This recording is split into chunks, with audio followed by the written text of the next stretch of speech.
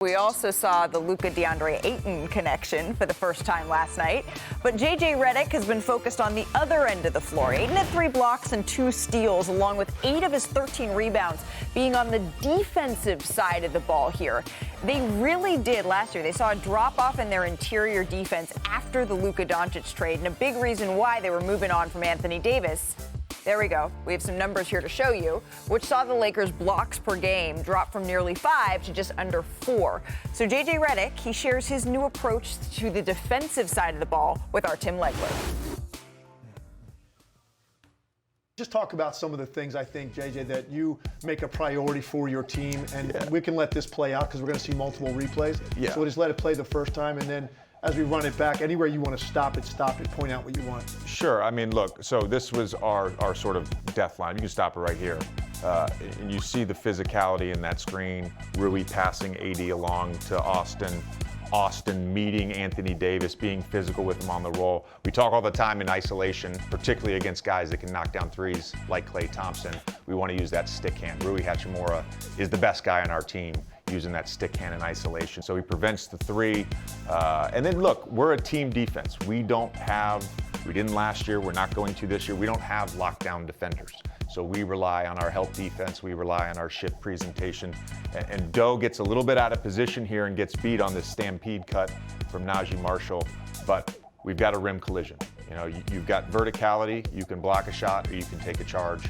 Austin was great for us all last season, taking charges. And this is a great example of this. You know, when you decide to go small like we did for this stretch against Dallas here, you know, you're going to have to switch 1 through 5.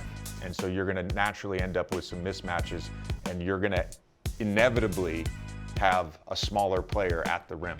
And those rim collisions for smaller players a lot of times have to be putting your body on the line and taking a charge like Austin did here. Now you got, obviously, you're talking about here a lineup with 3 forwards, basically 6'8", right? A couple other guards on the floor.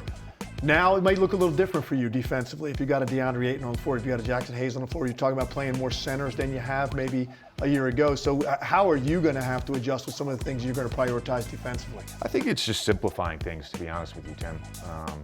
You know, we did a lot game to game last year, and a lot of that was based on the teams we were playing or who was available in our lineup and our ability to play with smaller lineups. And so we had different switching groups. I think just having a base defense for a full season with the same group and really just creating clarity night to night. So, you know, if that's a 5, hey, here's what the coverage looks like. Our switching group, here's what that is every single night. Now, obviously, there's going to be some changes. I'm not going to let Karl-Anthony Towns pick and pop. Right. You know, I'm not going to do that. So. Well, look, you are going into year 2, man. I'm glad you can breathe a little bit more because it's a little bit more of expanded schedule for you now as you prepare for year 2. I cannot wait to see what you do with this team. I can't wait to see what Luka looks like and you getting him for a full year to coach. JJ, thanks for your time. Right, obviously, always, wish Tim. you nothing but the best of luck. Thank you. I'm really loving those with Tim Legler, and we'll continue to bring them to you right here on NBA Today. You can catch the Lakers' next game. It's tonight in Vegas against the Mavericks. NBA Countdown tips off our coverage. It'll be at 10 o'clock Eastern. I'm on fire.